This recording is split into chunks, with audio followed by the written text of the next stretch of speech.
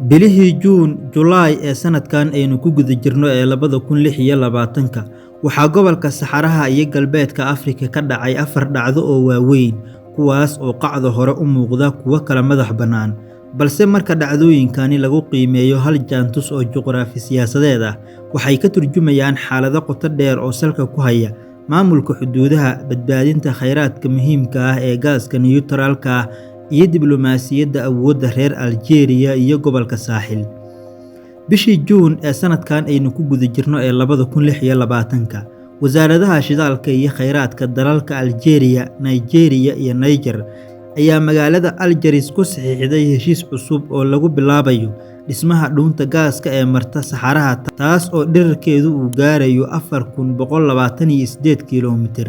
Aljeeriya waxa ay markiiba bilowday dhismaha qaybteeda dhulka Saxaraha, laakiin bishii Julaay sanadkan aynu ku guda jirno ee 2026, magaalada Freetown ee dalka Sierra Leone, hogaamiyayaasha urur goboleedka ECOWAS waxa ay ku ansixiyeen taageeridda mashruuc cusub oo dhuunta gaaska ah, kaas oo lagula tartamayo kan Aljeeriya, kaas oo la doonayo in la isticmaalo gaaska Nigeria lana mariyo 13 dal oo xeebta ah ilaa laga gaarsiinayo dalka Morocco, kadibna halkaa laga gelinayo qaaradda Yurub.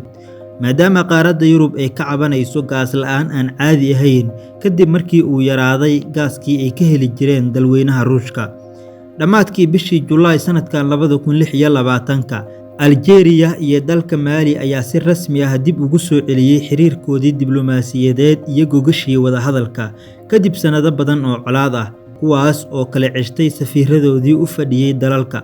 9kii Agoosto ee bishan aynu ku guda jirno ee sanadkan 2026, 4 helikobtar oo laga leeyahay dalka Aljeeriya oo ah nooca weerarka ah ee loo yaqaano Mi-24 Super Hind oo ay la socdaan rasaas fara badan, spare parts iyo qalabka dayactirka, ayaa ka kacay xarunta ciidanka ee loo yaqaano Gisoni ee dalka Aljeeriya, kadibna waxa ay ka degeen markaasi magaalada Niamey ee caasimadda dalka Niger.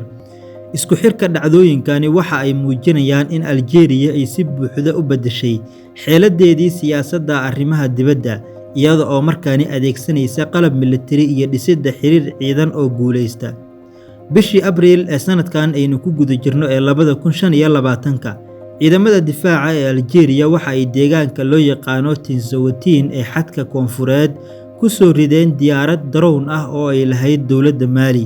Aljeeriya waxa ay ku dooday in drone-tu ay soo gashay hawadeeda, halka dalka Mali uu sheegay in markaasi lagu riday gudaha dalka Mali diyaaraddan.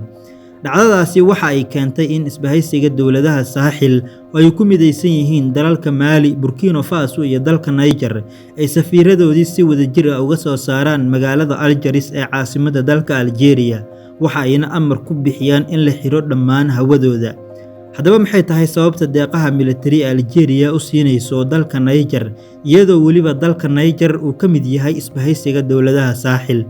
Inkastoo Mali ay ahayd dalkii laga soo riday daroonta, deeqahan 4 helikobtar iyo qalabka militari ah lama siin dowladda Mali. Tanina waxa ay ka baxsan tahay sida falanqeeyaashu ay sheegaan diblomaasiyadda caadiga ah ee raaligelinta, laakiin waxa ay leedahay ujeeddo militari oo qoto dheer. Sanadkii 2023, dowladaha Mali, Burkina Faso iyo weliba dalka Niger waxa ay dhisteen isbahaysiga cusub ee loo yaqaano AES kadib markii ay ka baxeen ururka ECOWAS iyo saameynta Faransiiska. Bishii Diseembar sanadkii 2025, isbahaysigu waxa uu dhistay ciidan wadajir ah oo isku dhaf ah oo gaaraya 10 askari, kuwaas oo hogaankooda dhexe iyo xaruntooda taliska dagaalka ay ka samaysteen magaalada Niamey ee dalka Niger, si ay Aljeeriya u samayso xiriir fiican, sidoo kalena ay u xoojiso xiriirka wanaagsan oo ay la leedahay 3dan dal ee AES. Waxa ay qalabka si toos ah u siisay ciidanka Niger.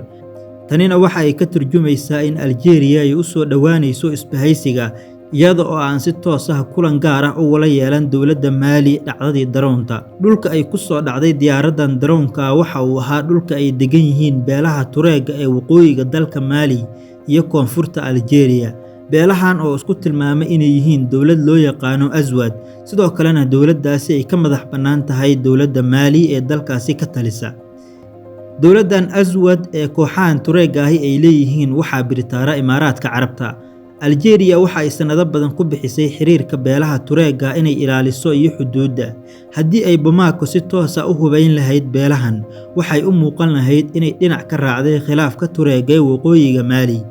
Diyaaradahan helikobtarada ah kama aysan kicin magaalada caasimadda ah ee Algiers ee dalka Algeria, waxa ay ka kacday saldhigga loo yaqaano Gissoni oo ah saldhig militari oo ku yaala darafka koonfureed ee Algeria, kaas oo si toos ah ugu dhow xadka ay la leedahay Niger.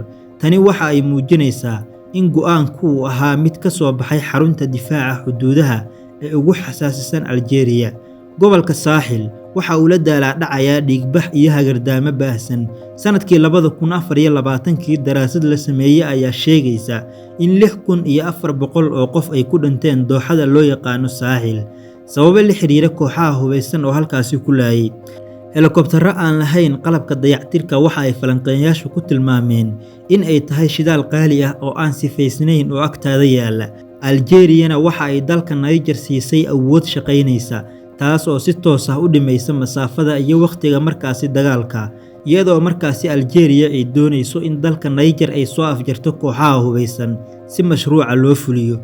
Heshiiskan iyo deeqahan militari waxa uu salka ku hayaa tartan dhaqaale oo gaaraya 13 bilyan oo doolarka Mareykanka ah, kaas oo looga jawaabayo baahida gaaska ee qaaradda Yurub kadib markii uu yaraaday gaaskii ay ka heli jireen dalweynaha Ruushka. Nigeria waxa ay leedahay kheyraadka gaas ee ugu ballaaran qaaradda Afrika. Dalka Algeria waxa uu leeyahay awoodda dhoofinta ee gaaska uu ku gaarsiin karo qaaradda Yurub, waxa ayna dalka Algeria hore u dabooshay 23% baahida gaaska qaaradda Yurub. Dalka Niger waxa uu ku yaalaa marinka ugu muhiimsan oo ay mari lahayd dhuunta gaaska ee markaasi la gaarsiinayo qaaradda Yurub, iyada oo ay qasab tahay 841 kiiloomitir oo dhulka Niger ah in la isticmaalo si tubadan gaaska ah loo gaarsiiyo dalka Algeria. Sheekadu waxay u muuqanaysaa markaasi in budaqabe iyo biyo-qababa ay isku baahan yihiin. Haddaba maxay tahay caqabadaha amni ee hortaagan iyo xeeladda ay doonayso dalka Algeria? Bangiyada iyo maalgashiyada caalamiga ah lacag kuma bixin karaan kumana aamini karaan mashruucan gaaska ah oo mara dhul ay ka taliyaan markaasi amaba ay ku sugan yihiin kooxaha hubeysan. 4 helikobtar oo Algeria ay siisay dalka Niger kama dhigno oo keli ah deeq caadi ah, waa homework ay Algeria u dirayso, sidoo kalena ay ku hubinayso in ciidanka Niger uu leeyahay awood uu ku ilaalin karo marinkan dhuunta gaaska ah si markaasi gaaska Morocco uu guul dareysto. Sanadkii 2015 Algeria waxa ay dhexdhexaad ka ahayd heshiiskii nabadda ee Mali ee loo yaqaanay Algiers Accord. Heshiiskani waxa uu Algeria ka dhigay garsoore siyaasadeed, laakiin bishii Janaayo ee sanadka 2024 dowladda Mali waxa ay ku dhawaaqday in heshiiskaasi uu dhamaaday. Algeria waxa ay halkaasi ka baratay cashir qoto dheer. Sidaa darteed Algeria waxa ay u guurtay diblomaasiyadda ciidanka.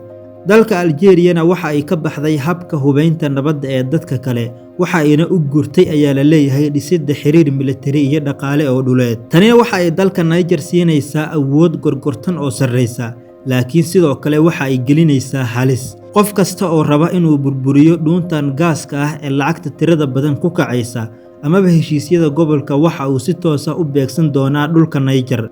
Waxa ugu muhiimsan ee ka baxay saldhigga Gissoni ee dalka Algeria ma ahayn oo kaliya 4 diyaaradood oo helikobtar ah, waxa ay ahayd sida ay falanqeeyaashu hadalka u dhigayaan tusaale diblomaasiyadeed.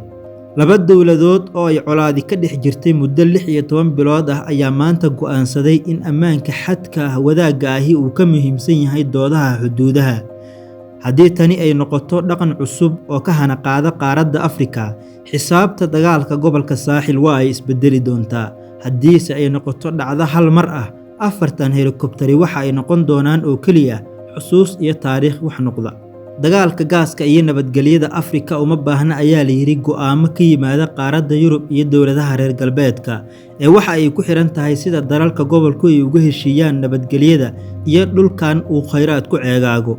Niger ma lahan gaas mana lahan macmiil markaasi qaaradda Yurub ah, laakiin waxa ay ku taalaa wadada ugu muhiimsan oo dhammaan dhinacyadu ay ka taajiri karaan. Wadadan badbaadadeeduna waa dhibaatada ugu weyn ee maanta hortaala in markaasi ay maareeyaan dalalkani. Fadlan daawade, haddii halkan nala soo gaartay channelka subscribe isla markaana ka mid noqo saaxiibada inagu xiran.